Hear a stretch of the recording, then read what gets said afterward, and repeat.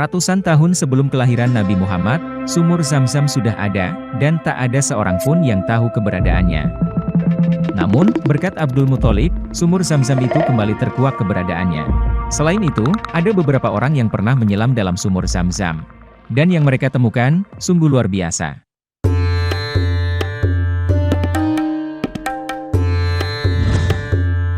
Abdul Muthalib. Dikutip dari buku sejarah Ka'bah karya Ali Husni Al-Harbutli, sejumlah sejarawan berbeda pendapat mengenai hilangnya sumur Zam-Zam. Sebagian dari mereka menganggap, hilangnya sumur Zam-Zam disebabkan faktor geografis, yakni adanya banjir bandang yang melanda Mekah jauh sebelum kelahiran Nabi Muhammad. Tetapi, sebagian besar sejarawan justru meyakini, hilangnya sumur Zam-Zam karena faktor kesengajaan. Ini didasarkan pada bukti adanya kisah pemimpin Mekah yang hidup jauh sebelum masa Abdul Muthalib, yaitu Madad bin Amru al-Jurhumi. Kala itu, dia terlibat peperangan dengan musuhnya, dan kalah. Karena kekalahan itu, dia menyadari akan diusir dari Mekah. Untuk mengantisipasi hal itu, maka Madad memutuskan untuk menutup sumur Zam-Zam. Dan mulai saat itu, penduduk Mekah selalu menggali sumur, karena persediaan air yang ada sangat sedikit. Pencarian sumur Zam-Zam ini berlangsung selama berabad-abad. Abdul Muthalib mempunyai tanggung jawab besar setelah pamannya dalam urusan Ka'bah seperti Sikayah dan Rifadah, yaitu memberi minum para jamaah haji yang diambil dari sumur-sumur di luar Mekah. Pada suatu hari, Mekah dilanda kekeringan yang mengharuskannya mencari solusi dari kekeringan tersebut sebelum para jamaah haji datang untuk melaksanakan haji. Suatu hari, Abdul Muthalib tidur di Hatim Ka'bah, atau Hijr Ismail. Dalam mimpi, seseorang menyuruhnya menggali, "Galilah Thaibah." Abdul Muthalib bertanya, apa Thaibah itu, namun mimpi berlalu tanpa adanya jawaban. Keesokan harinya ketika Abdul Muthalib sedang tidur, orang tersebut datang kembali untuk kedua kalinya seraya berkata, "Galilah Biro." Abdul Muthalib masih tidak paham, ia menjawab, "Apa itu Biro?"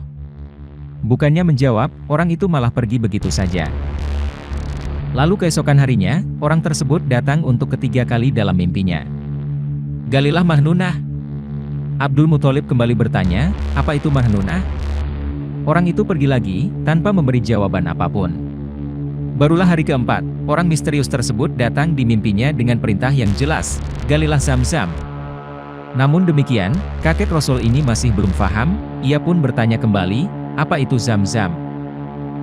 "Air yang tidak kering dan tidak meluap, engkau dapat memberi minum para jamaah haji dengannya.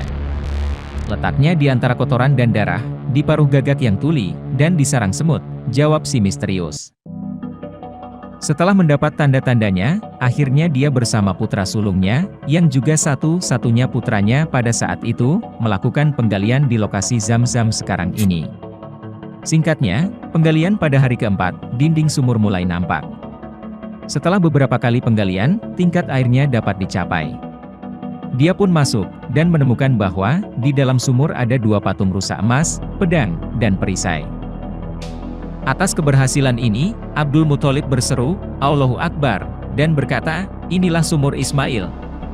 Orang-orang Quraisy pun mengerumuni Abdul Muthalib, dan mengatakan, karena sumur itu semula milik Ismail, maka ketika ditemukan kembali, sumur itu pun jadi milik seluruh suku. Abdul Muthalib menolak pendapat mereka, dengan mengatakan bahwa sumur itu merupakan karunia khusus dari Allah yang dianugerahkan kepada dirinya. Pada akhirnya, orang-orang Quraisy sepakat menyerahkan persoalan mereka kepada wanita arif dari suku Sa'ad di Syria.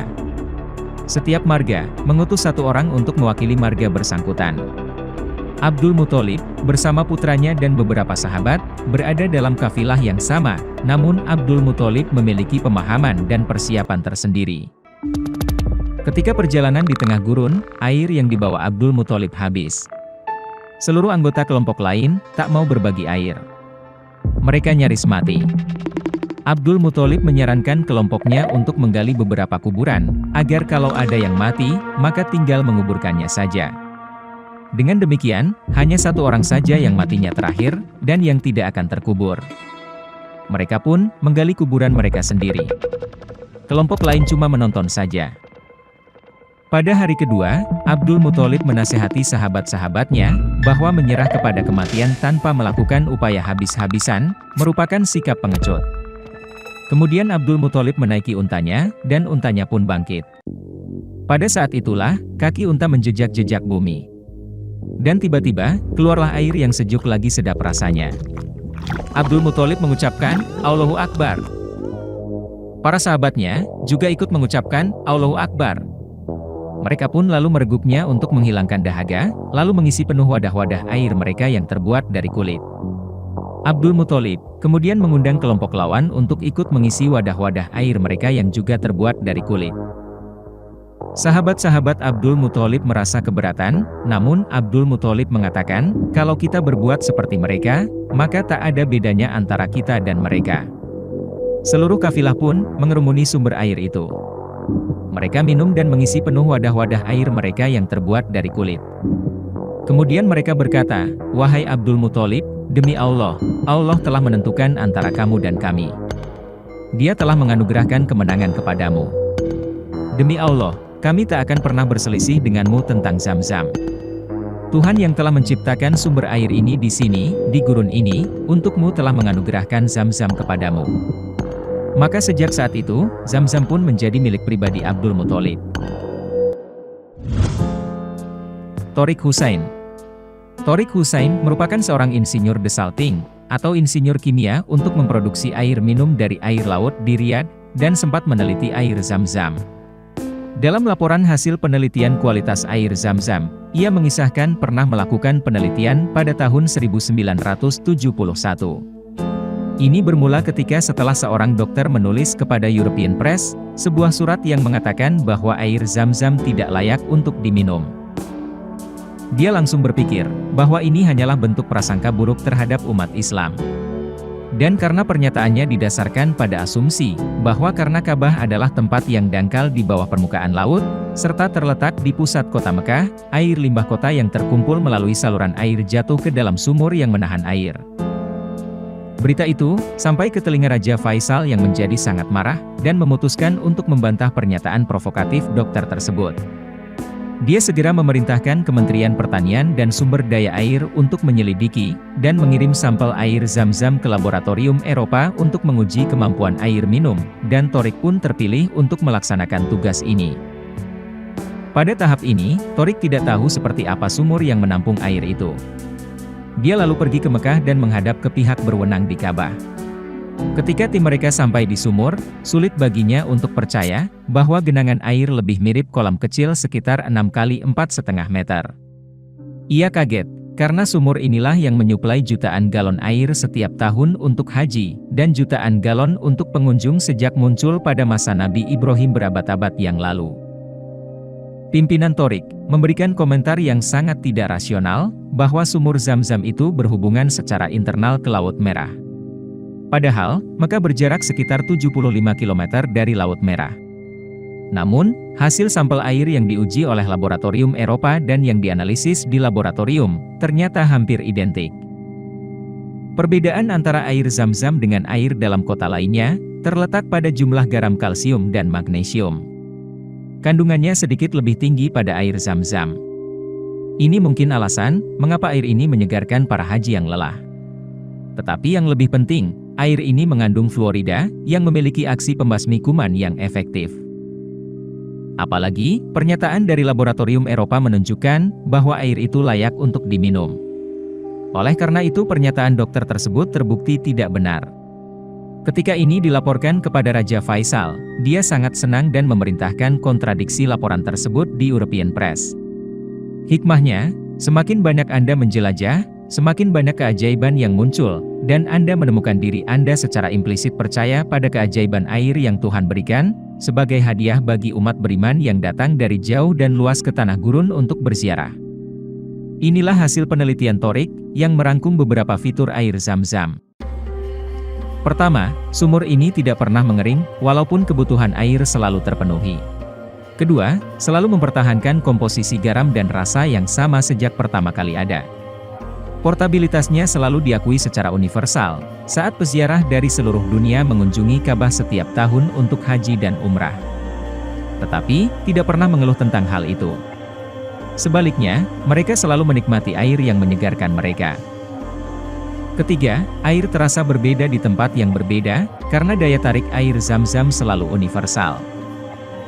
Keempat, air ini tidak pernah diolah secara kimiawi atau diklorinasi, seperti halnya dengan air yang dipompa ke kota-kota. Pertumbuhan biologis dan vegetasi biasanya terjadi di sebagian besar sumur. Hal ini membuat air menjadi tidak enak, karena pertumbuhan alga menyebabkan masalah rasa dan bau. Tetapi, dalam kasus sumur air Zam-Zam, tidak ada tanda-tanda pertumbuhan biologis. Sultan Maulana Mansyuruddin. Ada cerita lagi dari orang Banten, mengenai sumur Zam-Zam dan kaitannya dengan Batu Huran. Lokasi Batu Huran ini, berada di Pandeglang. Ini adalah sebuah batu yang dipercaya oleh masyarakat setempat, bahwa siapa saja yang melakukan tawaf atau berkeliling sebanyak 7 kali putaran di batu tersebut, maka segala permintaannya akan dikabulkan oleh Allah. Ceritanya, sekitar tahun 1651, Sultan Agung Abdul Fattah berhenti dari Kesultanan Banten, dan pemerintahan diserahkan kepada putranya, yaitu Sultan Maulana Mansyuruddin.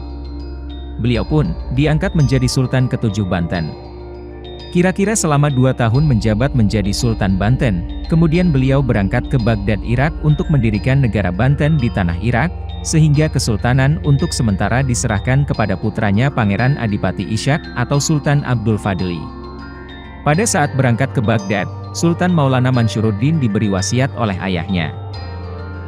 Apabila engkau mau berangkat mendirikan negara di Baghdad, janganlah menggunakan atau memakai seragam kerajaan, atau nanti engkau akan mendapat malu. Dan kalau mau berangkat ke Baghdad, harus langsung ke Baghdad, kecuali engkau mampir ke Mekah. Dan sesudah itu, langsung kembali ke Banten. Setibanya di Baghdad, ternyata Sultan Maulana Mansyuruddin tidak sanggup untuk mendirikan negara Banten di Baghdad sehingga beliau mendapat malu.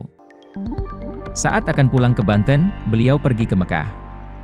Beliau berdoa meminta petunjuk kepada Allah, untuk dapat pulang ke Banten.